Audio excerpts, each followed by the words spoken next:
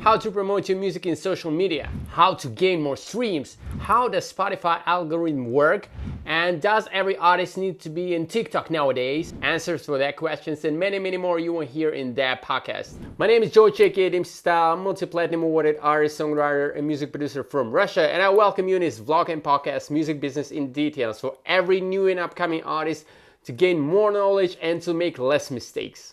Today we're discussing social media and promotion. Before we start, I would really appreciate if you like this video, subscribe and hit the bell button. It really helps the video to rank better in the YouTube queries and it engages me to make better vlogs for you. You did it! Now welcome on this new episode of Music Business in Details.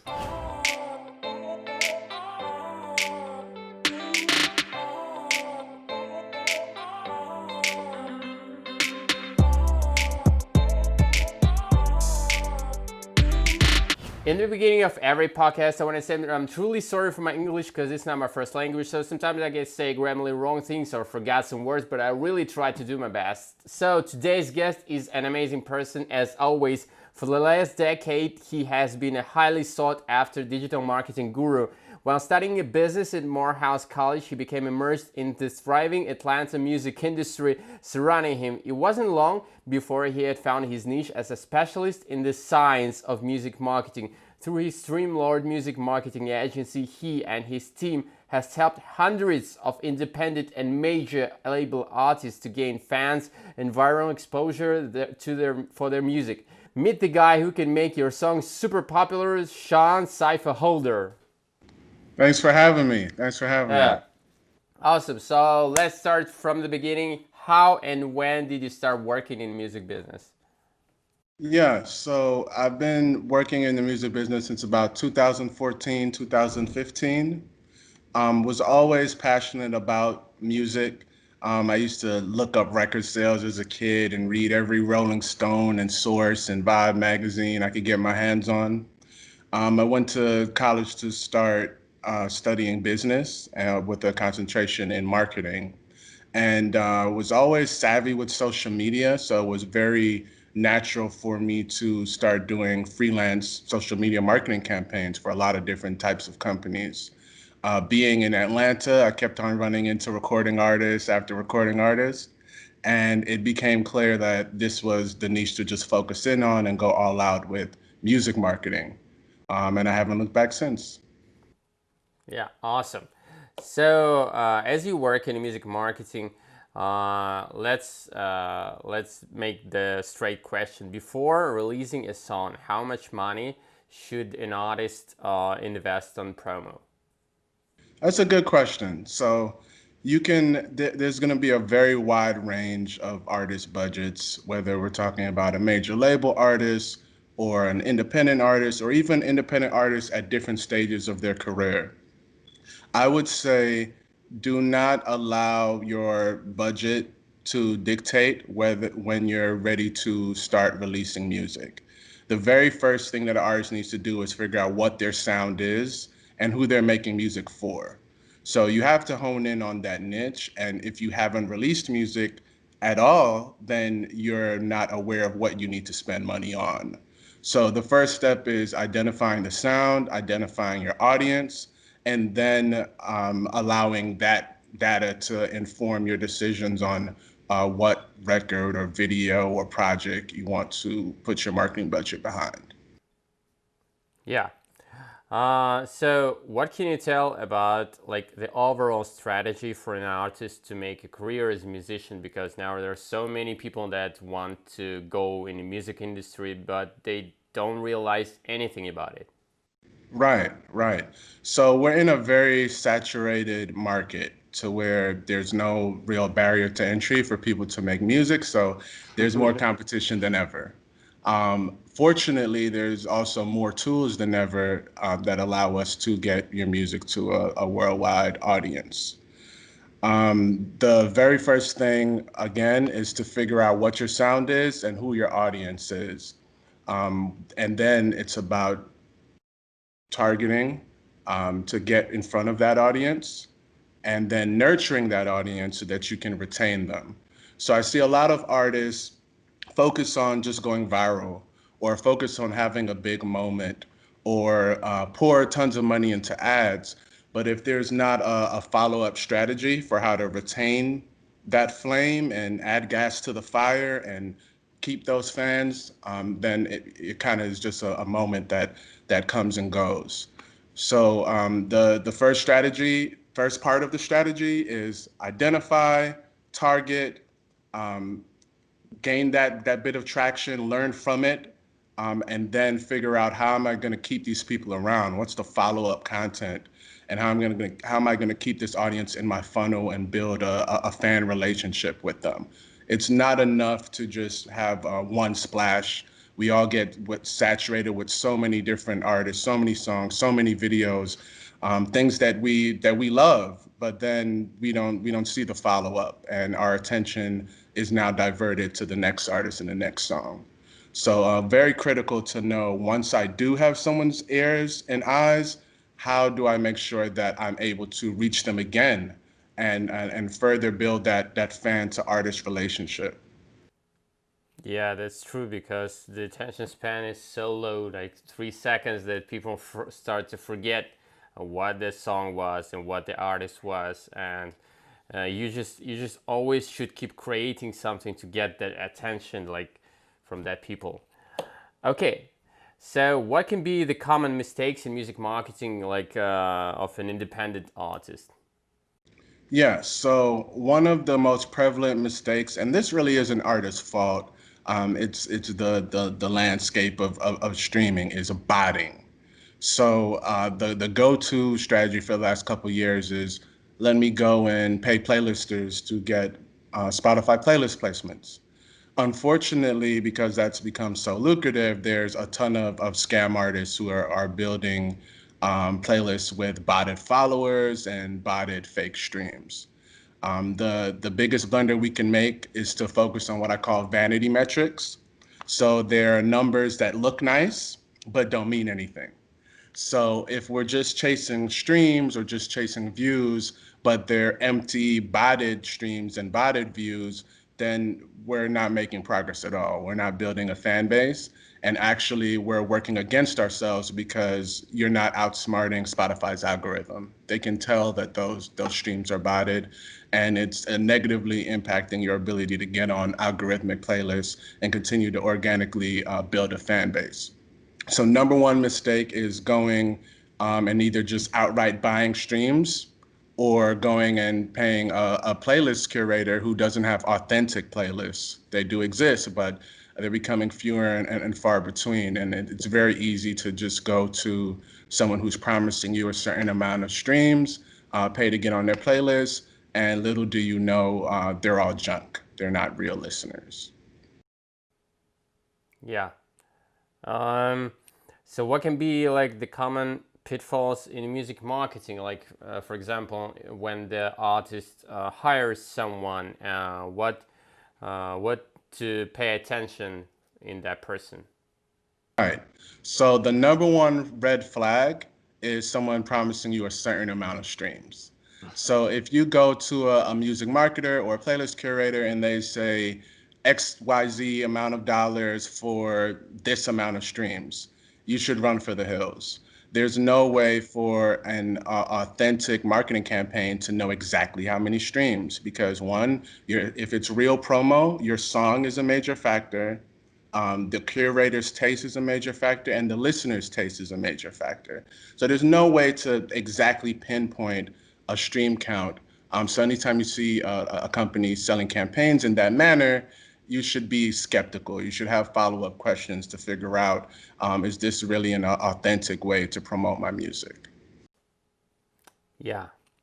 What, like, at your opinion, what should be the average budget for a promo to have 100,000 streams or a million streams?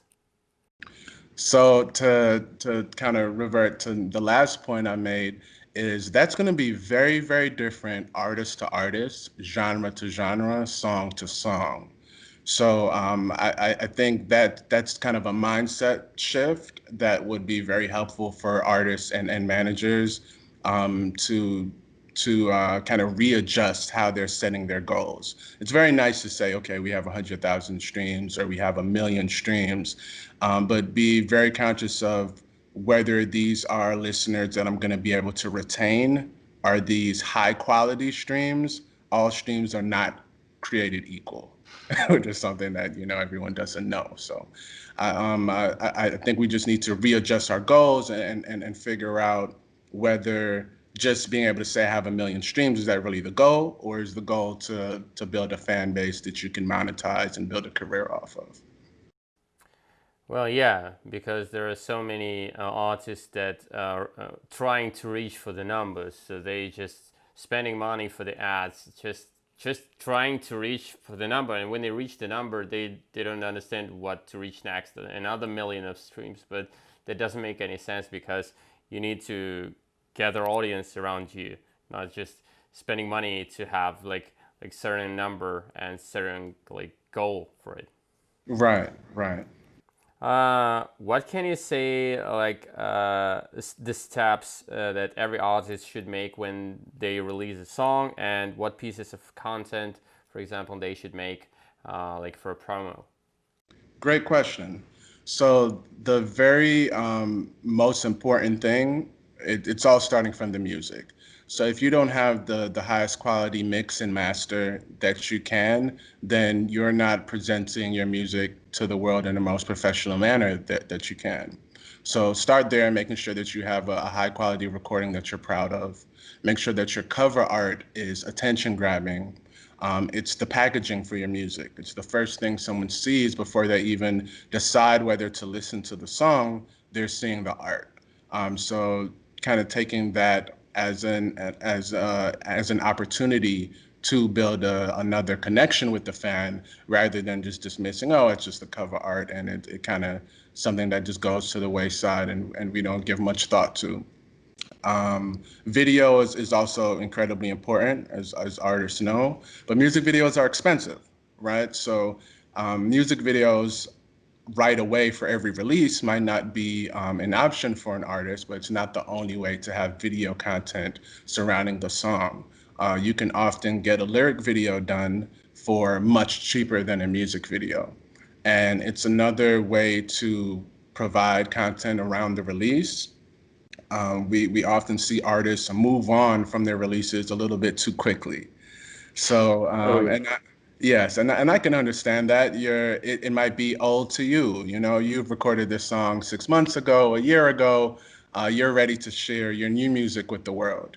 However, it might be old to you, but it's still new to the world. There's still 7 billion people out there, and unless you're several times platinum, many of them have not heard your song yet. So I strongly advise for artists to kind of stretch out their promotional cycles a little bit longer than just hitting it hard right in the beginning. Here's my new song, and then a few days later, on to the next. Follow it up with behind the scenes content that you can remarket to people who engaged with your post prior, with lyric videos, with interviews, with press. Letting people kind of in some insight into your creation process and giving them something to connect with you as an artist, and making the song that much more meaningful for them. Yeah, that's awesome.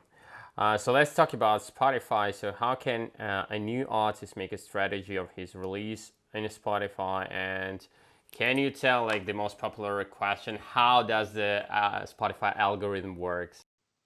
Yes. So Spotify's algorithm is something that have been very obsessive over the last few years. We were fortunate to, I try to stay on top of what the music industry's trends are, what are going to be the most important tools for audience building, so that I can be early to it and figure out the platform and be able to give my clients that edge.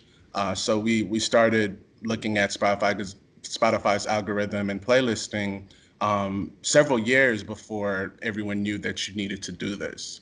The biggest variables that impact Spotify's algorithm are not streams, but save rate.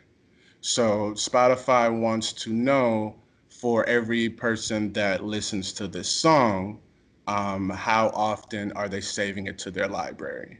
So that's a metric that is not readily available to you, but with just a little bit of effort, you can figure it out. You know, you go onto your Spotify for artists, you look at your amount of streams, your amount of listeners, and you look at your saves. If that ratio, if that percentage of saves to listeners is very small, then the algorithm is saying, okay, listeners don't love this song, right? So number one thing is save rate. And with that also is personal playlist ads. So when you go to your song stats on Spotify for artists, you can see how many playlists, user-generated playlists, your song has been added to. That's a strong sign that the song is performing well. That's a true metric, not a vanity metric. So getting those personal ads to playlists, getting saves, and then getting follows. It's very difficult for artists to get follows on Spotify. You may notice you might have songs that you love that you play all the time, and you might not necessarily be following the artist. You know, there are several artists where I might have a whole album that I like, and I listen to several of their songs and go to their profile like, oh, I wasn't even following them. It's not something that Spotify really prioritizes as far as the interface, so it often gets neglected. But followers increasing as your song is released is a very, very strong signal to the algorithm that people love the music.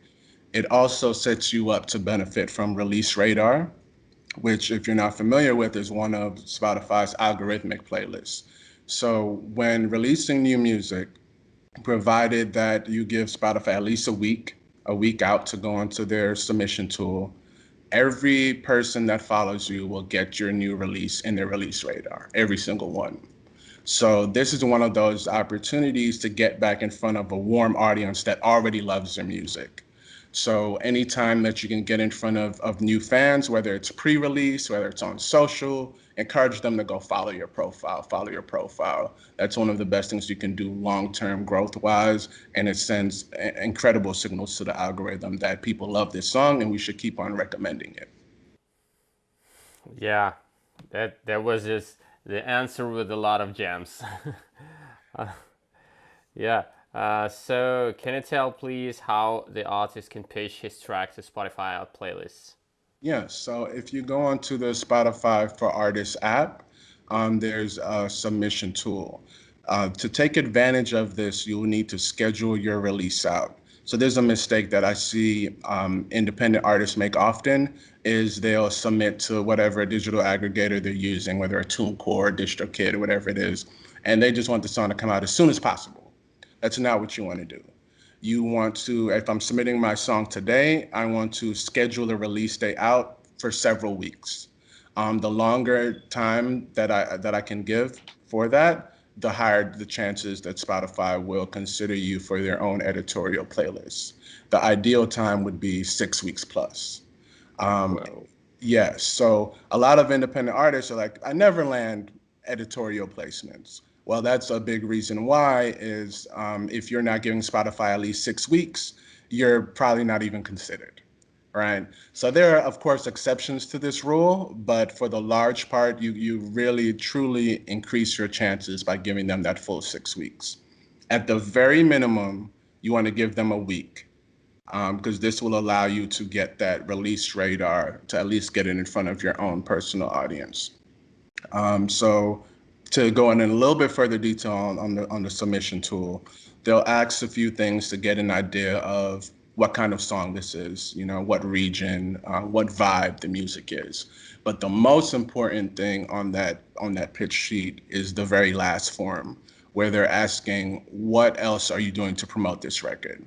Spotify doesn't want to know that your only promotion strategy is get on Spotify playlists, right? They want to know that there's more to this release. What else are you planning? Do you have press? Do you have touring? Do you have radio play? Anything that you can kind of couple to that to show that there's traction outside of Spotify. That's so critical. And this can be a little frustrating to independent artists, but you can, even at any level that you're at, you can fill that out and provide information. If you're right now, it's almost impossible to tour, but we all can do live stream concerts, right? We all can get on Twitch and set something up. We all can do a merch partnership. We all can find creative ways to put something around our release, even if the budget is small or something like touring isn't available to us. So don't neglect that last part of the form. It is the most critical. Let them know where, even if it's a grassroots, I'm text messaging every friend in my phone. Go ahead and list that on there. I'm doing a text messaging campaign, a grassroots campaign. You know, use everything at your disposal to show that you're going to keep pushing this thing forward and you're not just kind of resting on your laurels waiting on Spotify to do all of the promotion for you. And those are, you know, some things you can do to give yourself the best chance at landing editorial. Awesome. So how does the artist identify the playlists he need to have more streams and engagement?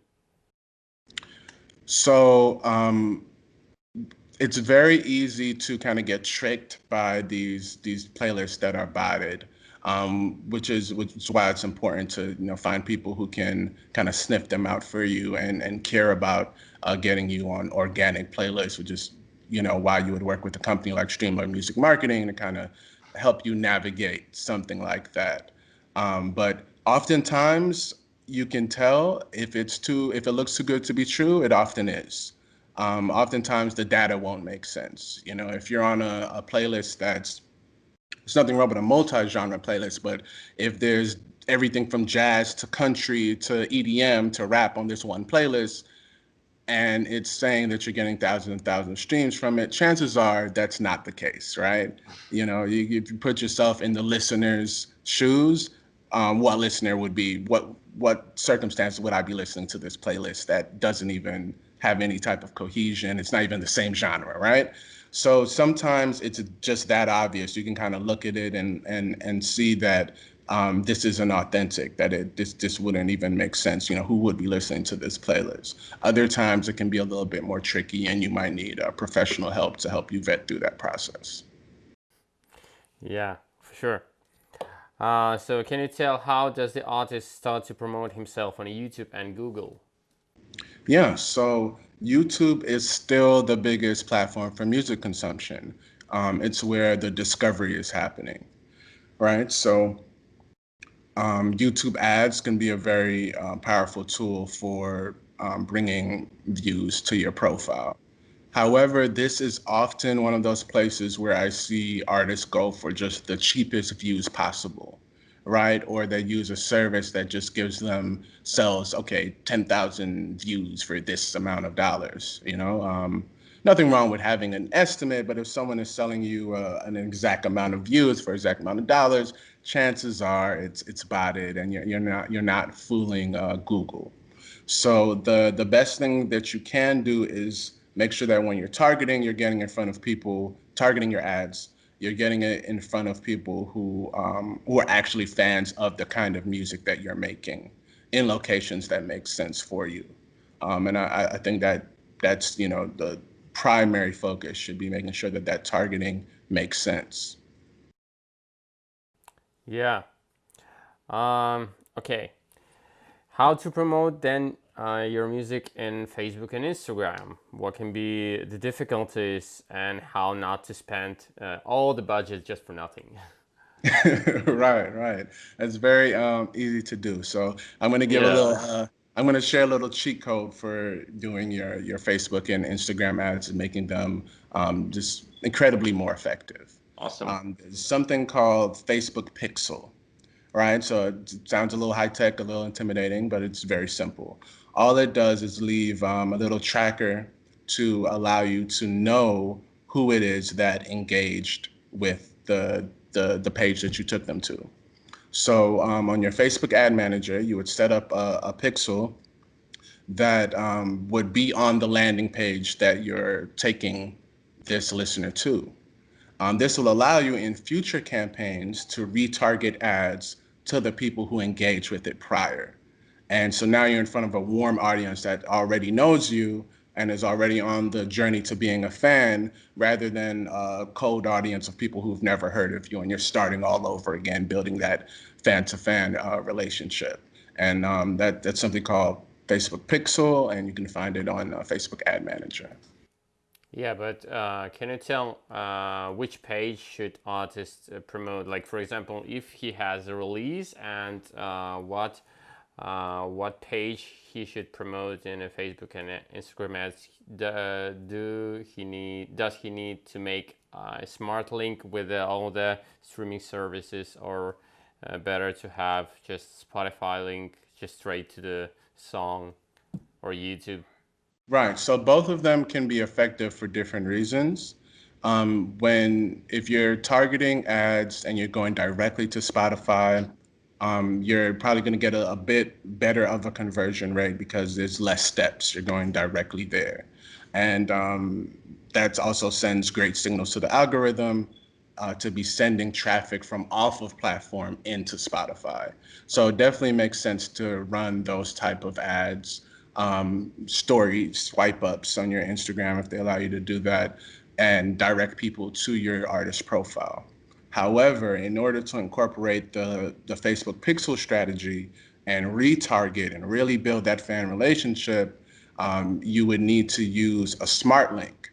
There are several platforms that make it easier for you to do this and integrate very cohesively with the Facebook Pixel. One of them is called ToneDen, ToneDen. Another one, Feature FM, also has this. And it allows you to just add your pixel right to the smart link. It'll redirect people, but you'll be able to know these people clicked the ad, these people clicked the ad and then went to Apple Music, these people clicked the ad and then went to Spotify, and you can start understanding your audience and knowing who these potential fans are. Yeah, for sure. So let's talk about the new thing that we all have, the TikTok. Do every artist nowadays need it? So I think every artist should be aware of TikTok and understand its power. TikTok is a great tool for music promotion because the very nature of the platform is audio centric. On Instagram or Facebook, you can scroll through your timeline and videos are on mute. You're on mute until you click to listen to the audio. So oftentimes, unless it's just grabbing our attention and disrupting us and stopping us right there, we see it and we keep on going. On TikTok, every single video has audio playing immediately as soon as the TikTok is open. And it's a very young demographic there, and they're used to discovering music on TikTok. Like that's kind of it's a behavior that's already there. You know, they're there and expecting to hear a new song that they like and go search for it. And it's very monkey see, monkey do. I've seen this person, my favorite influencer, is doing a dance or doing a challenge to this song. I now want to join in on the trend and do a dance or a challenge to this song, and I'm going to look up the song as well. So it's incredibly powerful, but not necessarily imperative for every kind of artist. You have to know your sound and know if the kind of music you make is going to work well on that platform. So rap does, songs with that are very danceable. If you can dance to it, it's going to do well on TikTok. Also, if you can story tell to it, it's going to do well on TikTok. So songs that have little vocal clips, songs that are moody, that sound like cinematic, sound like they could be in a movie, sound like they could be the backdrop to something emotional. Those type of things do very well in addition to the dance stuff and rap. But if your music doesn't necessarily fall into those categories, your efforts are probably best spent on focusing on other platforms. Yeah. So how does the TikTok algorithm works? Do you know? So this is a question that every person in music and marketing and every teenager in America and across the world is trying to figure out. How Yeah, does the TikTok same in Russia. Yes, yes. Everyone's trying to figure it out. No one can tell you exactly. It's a black box, and no one can tell you exactly how everything works. But through our observations, we have noticed certain things. TikTok's algorithm is highly intelligent. They're looking at more than just the engagement. They're looking at the content of the video itself. So lighting is so huge. A video doesn't even have a chance to go viral without high quality lighting. So that's a big thing that people aren't aware of. And of course, they're looking at engagement metrics like shares. You know, if we're sharing this video off a platform, to share it on Facebook, share it on Instagram, if we're commenting, all those things help songs to help videos to gain traction. But it can also be very hit or miss. Sometimes you can see an influencer where, you know, one post today has 1 million views and the next one tomorrow has 100,000 and the next one has 2 million and then the next one, it can have ebbs and flows, and it's not always an exact science where you can figure out exactly why this video did better than the others. But one of the best things about TikTok is that you always have a chance to go viral. Whether you have a large following or not, every video has a chance to go viral, has a chance to end up on the For You page and gain traction if it's being responded to well. So that's where, you know, quantity, it's better to, you know, post on there consistently. You don't know what the hit post is going to be. But, you know, when something catches fire on there, it really catches fire. Yeah. So do you think it's better to have one big social media account, like an Instagram, for example, or TikTok, or a couple medium-sized, like Facebook, Instagram, and TikTok? Good question. So I've noticed that now Instagram is kind of like the resume for a recording artist. One of the very first things that press or a label or a fan will do when they hear about a new artist is go to their Instagram. You know, you see a new artist at a show and you like their music, you run into them. What's your Instagram? You know, it's become the way that we engage with people. We connected on Instagram.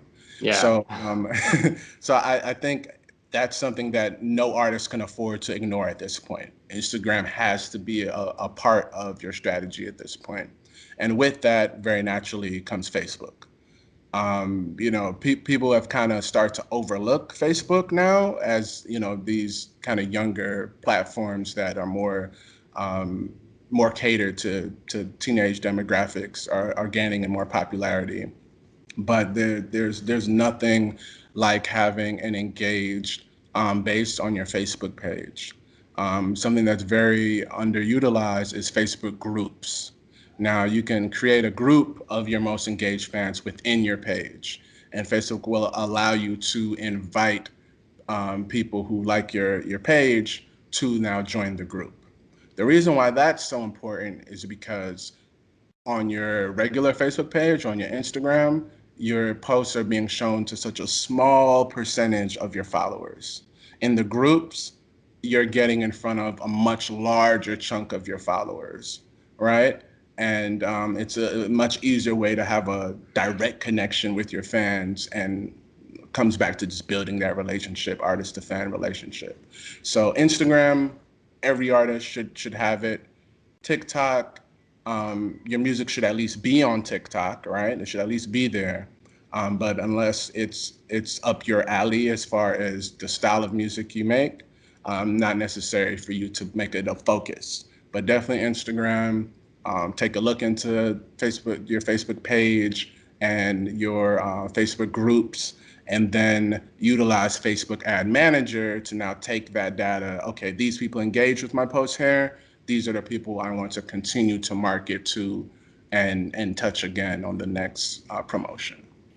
Yeah, but what's better to put all your time and effort in just in Instagram, or just spread your time between like Facebook and Instagram, or Facebook and Instagram and TikTok? Yeah, so the same content that you're using on Instagram, you can use on Facebook. So it's not really an either or when it comes to those two things. The difference on Facebook, you might flesh out your captions a bit more. There might be more text, but the pictures and videos that you're using on Instagram are also going to do well on Facebook. So I kind of view those as together. You know, you should use them in conjunction, and you should focus in on TikTok when it makes sense. When you have something that can go viral, um, that's where you start looking at TikTok. But viral is not necessarily the best strategy for every kind of artist and every kind of release. So it just kind of case by case basis. Yeah.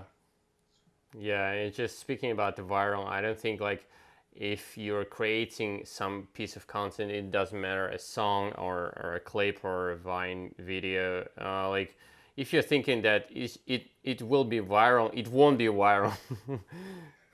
Like 100% it won't be viral because I think that viral things happens just like surprisingly. You can't just predict like for with 100% that this will be viral because you can't think like 1,000 like 10,000 people if they're gonna like it. You can think like maybe they will like it, but not just 100%. Exactly. I agree. The best thing to do is when you're thinking about viral, is think about it as adding gas to the fire. You want to see that there's a fire first. So you got to get that initial spark. You see that something is working, something is spreading, and now you say, oh, okay, and now I need to go and do a TikTok influencer campaign because I already see that this thing is catching on. I already see that Yeah. it's resonating with people. And that's where you double down and throw gas on the flame to further explode it. But you can't manufacture it from the very beginning if you don't even know that the song works. You know, you got to figure out that it works and it resonates before going for a big viral type of campaign. Yeah, and especially it's sad for me to see like young artists trying to make a viral content, trying to make some songs that like in their mind potentially will be viral. But they're not thinking what they're saying in the song. Like it should come like from your heart, from your soul. It should resonate with you in the beginning. But they try to make something for the audience, not for themselves, and that's kind of a sad thing like of that music that we have today because everyone's want to make something like for the audience. Right, right. Yep. Okay, how to keep the audience for a musician in a time where there is so much music? Like Spotify is always saying there are 40,000 tracks a day as a million more than a million in a month. So how just grab the attention? Right. So that's a struggle that every artist in every genre, you know, has to face now. Is it's an attention marketplace. You know, how do I keep these eyeballs on me? Um, the thing to do to set yourself up for success there is to not be going for the entire market, because if you don't have major label ad budget, if you don't have entire market ad budget, if you're not, you know, Ariana Grande and looking to blanket the whole market with your release and you're going to be on top 40 radio, then you're going to have a very hard time cutting through the weeds and being able to beat out every single other person who's competing for these same eyeballs and ears, right? So you want to be focusing in on the exact kind of person who is going to love your kind of music. And it's much easier for you to develop that type of fan relationship with somebody who's going to be passionate about your kind of music, than just trying to have it go everywhere and have, you know, the masses love it. Focus in on the people who are going to be passionate about it, that you made this song for them, and allow them to be the ones that champion your brand, spread your brand, share your music, rather than just trying to chase the industry. Yeah, totally agree with you. Speaking of the audience and the fans relationship, how to convert a person like from a stranger to a diehard fan, and what can be the steps to make it? Yeah, great question. So, I think everything I've been talking about thus far is kind of touched in on that, right? It's about getting in front of the same listener again, right? So, tools that are imperative for that are Facebook Pixel, setting that up on a smart link, um, going into your Facebook ad manager and going to custom audiences where you can target something to people who have engaged with your post already. And now you're taking someone from a casual listener, cold audience, and they're getting warmer, they're getting warmer, they're getting warmer, and eventually we get them to super fan. But we can only get them to super fan if we continue to feed this same person content and get in front of them again. So very important to be able to capture and retain the audience when you get it. So get those Spotify follows, get those email addresses, and get folks in your Facebook pixel to allow you to have retention with your marketing and keep those fans for the next release. Yeah, totally agree. Um, so I forgot to mention, you had an awesome clients with with some big clients like Iggy Azalea, Wiz Khalifa, Waka Flocka, Jadakiss, Tory Lanez. Can you say something about the campaigns that you, like, for example, made for Iggy or Wiz Khalifa? What particularly did you make for them? Like something that you can share. Right, right. So oftentimes I can't share, everything about Yeah. a campaign and what we've worked on, but I can touch on a few campaigns we've done. So on TikTok, we've hit over 400 million impressions over the last year doing campaigns. A great example would be Peter Piper by DMB Gotti. There's hundreds of and thousands of videos made to this song, and again, that's something where viral made sense, where a dance and a trend was catching, and we were able to amplify it and help it reach a huge, a massive global audience. I can talk about my own clients, my management clients, talk about their campaigns in more detail. Sophia Anello is an artist I manage. She's a singer-songwriter, incredibly talented. And one of her songs, Falling, took off on TikTok. There, we've seen people making videos with their elderly grandparents, making videos with their babies, making videos about their weddings, making, very strong emotional connections to this song. And with that comes massive amount of shares. It comes with a boost in traction on all streaming platforms. You saw Apple Music go up, we saw Spotify go up, because people were having an emotional connection with the song, sharing it on socials, and we had multiple videos take off to end up with millions of streams. The song is called Falling by Sophia Anello, if you want to go check it out. Yeah, I'm waiting for your plaque. It's on the way. Yeah, awesome.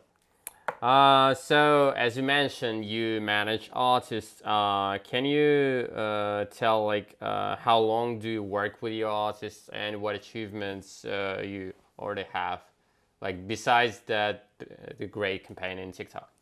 Right, right. So management is a huge commitment to make. When you manage an artist, it's like your family now, and you've got to fight through the trenches with them and figure out how we're going to get from point A to the next career step. So I don't take management lightly. I'm very passionate about the artists I manage, and I view it like we're all in one big team or family fighting this fight and figuring out how to get to the next level. I manage a rapper by the name of Irvin Mitchell, who is an exceptional talent, a brilliant songwriter, brilliant performer. The bars are crazy, the charisma is crazy, the delivery is crazy, talent just across the board. And we've been able to rack up almost 5 million independent streams through his releases in a very small team of just Irvin Mitchell and myself. So that's something I'm very proud of. And as we build his fan base globally, a lot of the strategies that I've touched on in this, as far as the retargeting and focusing on your niche audience and marketing that's really about building one-to-one fan relationships, is something that we've done with him. He's a great case study on how to do that. So very proud of that. Very proud of Sophia, and then also proud of her little brother, Nico Nello. So he's a 16-year-old pop singer. He is like the next Shawn Mendes or Justin Bieber. He's just incredible vocal range. Teenage girls love him. He's someone who's benefited greatly from building a very large audience on TikTok. And we are working with some folks we're very excited to be working with on him. So, you know, plug in and take a look at what we do over the next year. Very excited to get those releases out to the world. Awesome. I mean, like, you're a marketing specialist, you're an artist management. How do you have so much time, like, to to get like everything's work here and for yourself, for your family, relatives? Like, how do you have it? Right, right. So I'd have it no other way because I love what I do. I do music full time. So fortunately, I don't have another 9 to 5 that pulls me away from these endeavors. I'm able to focus completely on my management clients and my digital marketing clients, while also being a dad. So you'll see me ripping and running around running StreamLord music marketing, giving my all to my management clients, and being a dad. And that's pretty much my life there. Yeah, awesome. So you have a music marketing agency, StreamLord.com. And can you tell me, how did you start it? How many people work in it, and what's happening there, so people can know about it, go to their site, and maybe have some business with you? Yes. So we've been in business for about 3 years now. Our website is streamlordmusic.com. That's StreamLord music.com. There you can find more information about the type of campaigns we run, such as YouTube high retention YouTube ad campaigns, Spotify playlist pitching campaigns, TikTok influencer campaigns, Instagram influencer campaigns, all the smartest ways to market your music. We offer those services. The company is, as of right now, just me, but rapidly expanding. I'm fortunate to work with a lot of brilliant partners, where our companies are able to work in conjunction and execute with massive reach. Although we're a boutique agency that doesn't have a large staff, our clients tend to like that because we have a personal relationship. We have accountability. I give clients my direct contact information, and I have that type of transparency with them, where they can ask questions about their campaign, where we can really strategize and build together, which is something clients love, because you often hire companies and you send your email and you wait several days for a response, and you don't even know if you're really talking to a real person, it feels like. So I think having that personal touch, really caring about the clients, caring about the music, is what one of the things that sets us apart. And just being a nerd for music marketing. I'm deep in the analytics, deep into the tools, and figuring out how to give my clients an advantage over the marketplace. Yeah, cool. So let's transfer to followers list of questions. So the real Plodre asks you, what should be the top 3 things an up-and-coming artist focuses on to help them stay on the right track as they grow? Okay, so I think that's a great question. The very first thing comes back to understanding who you're making music for. And it cannot be as general as people who like rap or people who like pop. You need to clearly define the kind of people who listen to your music. What else do they like? Are they sports fans? Are they fashion fans? Are they where are they located? What ages do they tend to be? What other artists do they like? Understand your audience, understand your sound, and then double down and focus in on that niche rather than casting a wide net and just chasing the overall industry. So I think that's the most important thing off the very beginning, and then focusing on having a high quality brand that you're going to be proud of. Less is more. It's better to have the highest quality recordings that you can reasonably have, and cover art and songs that you're proud of, than flooding the marketplace with what might be the cheapest, but not necessarily going to establish a real connection with your fans. So focus on quality, focus on branding, making sure that there's a cohesive style and sound around your socials, around your cover, around your releases, that allows you to stand out among so many other artists. Yeah, thanks. Second question also from him. What are some other ways to get your music out there than regular social media posts and word of mouth? Okay. There's several grassroots creative type of campaigns that I've seen artists do that tie into brand partnerships. And I think that's where we can get really creative. Oftentimes, an artist, to have those opportunities available to them, would have to have some traction. I have to have some type of a fan base. But if you can display to a brand who your fan base is and the type of connection that you have with them, they're looking for ways to connect with consumers as well. So the most creative marketing is when you can have a partnership where multiple brands are being leveraged to get eyeballs and ears on you that typically wouldn't be exposed to you.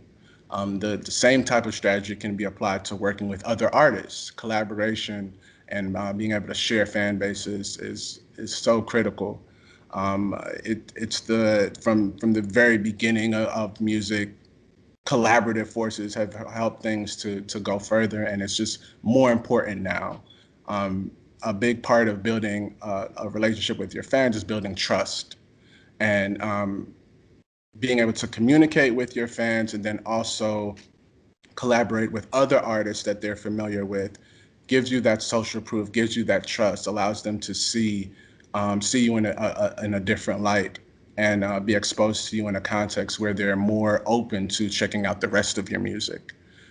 So collaboration and brand partnerships would be two great ways outside of the standard strategies to promote your music. Okay, Irvin Mitchell asks you, the best way to get your music out there is making music people like.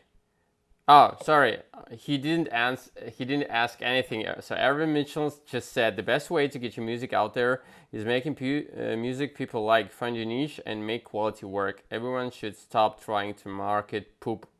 I would agree. I would agree. Even you can take the most brilliant marketing mind. I'm very confident in our talents and tools and strategies, but if you give me a poor recording that sounds like everyone else and doesn't have anything that stands out in it, we can only go but so far, right? You can only go as far as the music can take you. It's our job to StreamLord music marketing. It's our job to get the music in front of the right people, as many of them as possible, and then build that fan relationship. But like Irv said, you can't market poop, Yeah. So you got to have a product that is going to resonate with someone. It might not resonate with everyone, but there needs to be a niche there that is going to love what you do for any marketing strategy to be effective. Yeah. Okay, what debug? She's my constant client. She asks you, when using ads for Facebook, is it better to put a larger amount of money in promo for a small amount of time for a very specific group of people, or would be more beneficial to add a smaller amount and keep adding to the budget based on the results from each 2-3 days? Yeah, so that's a good question, good detailed question. I think it's better to be able to learn from the analytics and refine your campaign, if that answers it. So you want to have consistent marketing efforts. You don't want to just be in bursts and then disappear, in bursts and then disappear. It's better to be able to have something consistently going and pulling new fans into the funnel and nurturing the relationships with the existing fan base you have, which you have to learn from the data. So when setting up ads, Facebook Ad Manager allows you to do A and B tests, where you can compare two different ads, two different demographics, two different interest groups, and then learn and see, okay, this worked better. I'm figuring out who my target audience is because I saw that this ad worked better than this one. And then now I know where I need to direct my budget based on those results. Yeah. The real Cloud Phoenix asks you, what's the best and most effective way to get a following in Instagram? So everyone's trying to, figure this out. Yeah. Something that it has been very powerful for our clients lately is Instagram influencer shoutouts. So, if people already have the audience, utilize their audience to be able to grow your own. There's nothing better than organic, than being able to pop up on people's explore page. Ads are always important, but to gain a lot of reach and to have the chance to scale effectively, influencer marketing should be a part of that. Yeah, but it could be pricey. It sure can. It sure can. Yeah. You definitely smart. Yeah. Cone Junior 30 asks you, how can I follow up on my algorithm using Spotify for artists? Okay, so I'll circle back to a point I made earlier: is focus on follows. Get as many of your social media followers to become Spotify followers. Saves is so important. I hope most people by now are familiar with pre-save campaigns, where you can set up prior to the release, and everyone who enters into the pre-save will now have your song saved to the library on day one, as soon as the song comes out, and they'll get an email updating them, so and so has released the song. So pre-save campaign prior to the release, running ads once the song is out, and then continuing to add follows, can definitely set you up for success on Spotify's algorithm. Yeah. Anton the Don asks you, a lot of artists, including myself, rely on playlisting and placements in order to gain streams, but that doesn't necessarily give you a true fan and also restrict your views to one platform. What's the best way to get fans streaming across all platforms and following your socials? Good question. So in order to get fans across all platforms, that's going to have to come from social. All right. So running ads that redirect to those smart links and can send people to different platforms, or running ads on YouTube. And the best thing you can see is, you're running an effective ad campaign when you see people in the comments saying, oh man, I never click on ads, but I love this song. Or I was waiting on XYZ song to play and I heard yours, and oh man, I loved it. I'm a new fan. So when you see that actual conversion, those are the type of folks that go searching for you on other platforms. People who are taking the time to stop in their tracks on what they're doing, engage with the ad, comment, they're gonna end up going to search for you. So that, and then driving traffic from socials to your smart links is a good way to do that. Yeah. Paul Hidden Music asks you how to build a marketing strategy from scratch. It's just it can be a topic of just a whole another interview, actually. Really could. I think a good step would be to contact StreamLord Music Marketing for a consultation. Yeah. Karima J asks you, what's the best platform to go to promote your music? Instagram is always going to be the resume for the artist for the time being. It's going to be the default where people go to look for you. And Facebook Ad Manager should be a tool in your back pocket that you're consistently bringing new fans into your funnel, utilizing that. And then when it makes sense, when there's a fire, you add gas to it with the influencer campaign on TikTok to get the right type of song to take off from there when it makes sense. Yeah. By the way, I'm curious. Is the TikTok influencers in States are cheaper than Instagram influencers? Not necessarily. Because in Russia they are way cheaper. Like way cheaper. Yeah.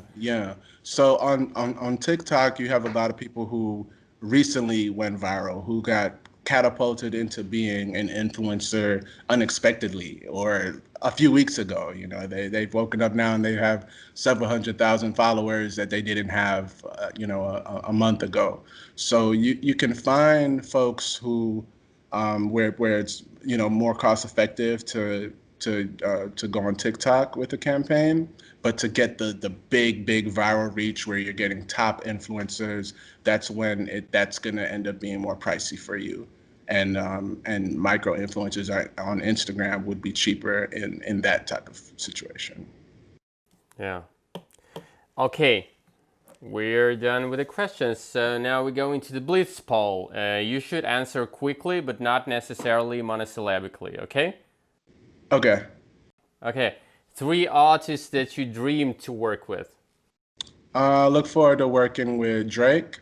I look forward to working with Kendrick Lamar. And I look forward to working with Kid Cudi. He's my favorite artist. Yeah. 3 artists of all time that you would like to talk with. Dead or alive? Anytime, like. Anytime. Yeah. I would say Bob Marley would definitely have to be in there. I'd love to have a conversation with Tupac and Michael Jackson. Oof. That's awesome. 3 modern artists that you like now. Irvin Mitchell, Nico Nello, and Sophia. That's nice. 3 things that you love about music business. Music is the magic. Music can inspire people. Music can heal people. I love when I see that something that I've worked on with the client has really touched somebody and made a difference in their life. So that type of emotional impact on people is important to me. I also love the flexibility of it. There's unlimited potential here. You know, you can take this thing as far as you want to take it. You can work as hard as you want to work, and you also could not, work hard at all and go nowhere with it.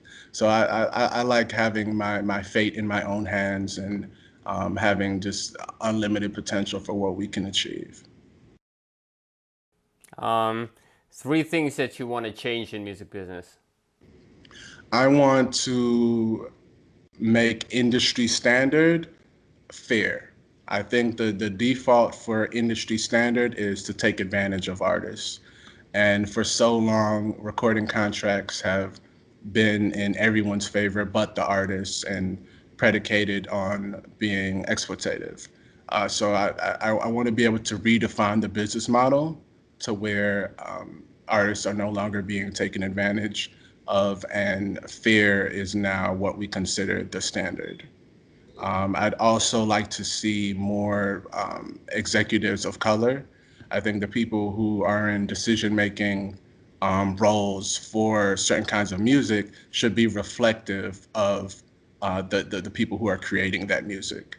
So that's another change I'd like to make.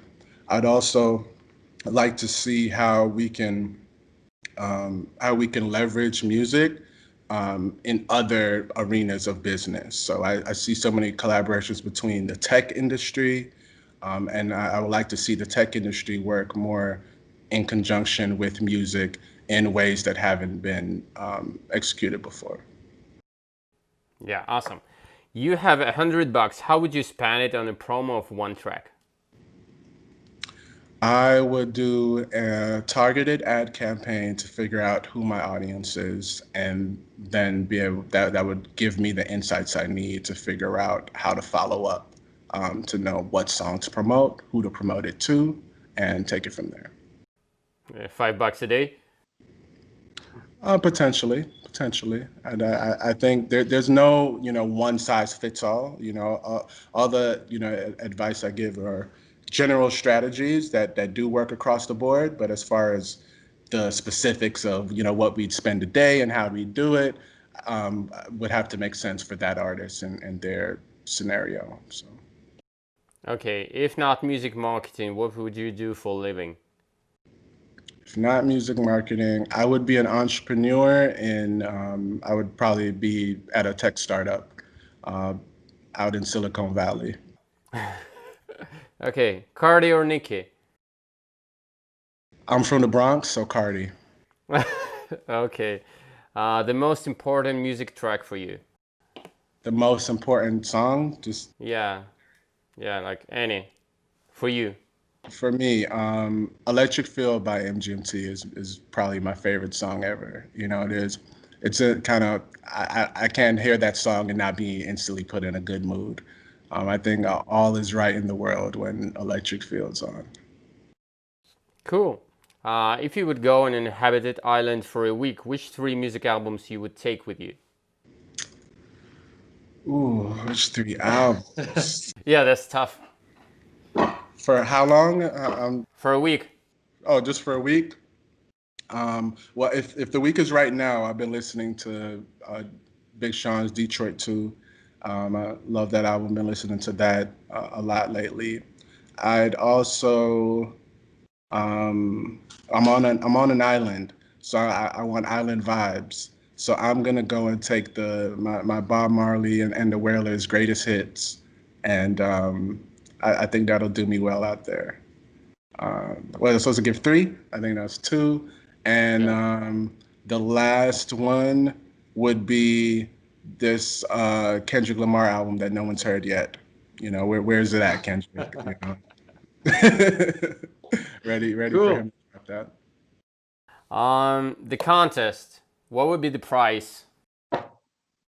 Oh, so I will offer a consultation and an introductory campaign for the artist that wins this contest. The terms. So on YouTube, in the comment section, you will tell the story about your last release. How did you make it? What's it all about? And overall, what was the song? The best story that Sean likes the most will be the winner. Yes, I look forward to working with the winner. We'll give you an introductory campaign and a little brand audit where I'll take a look at your social media, your Spotify analytics, and see what advice and tips I can depart with you for your marketing efforts henceforth. Awesome. So I'm really tremendously thankful for you, Sean, to spill all the gems, to share all your wisdom, because there is so much that new artists can learn from you, and to make less mistakes on their path, and to make much bigger results than they made before. Thank you so much for having me. It's been a pleasure to talk music marketing with you. Yeah, I hope all your artists will get plaques in the nearest future, and you will get streaming numbers with 6 zeros in the end. I like that. I like the way you think. Yeah, I just spread the positive vibes because I wish everybody, and you of course and your artists, be healthy, wealthy, especially at that hard time that we're all expecting. Thank you so much. You have a good one. Thanks. Thank you very much. If you watched this video till the end, you can like, you can share, you can comment. And of course, I will see you in the next episode. And by the way, if you don't understand anything about music business, put it in the comments so I can make the next episodes of music business in details about your topic.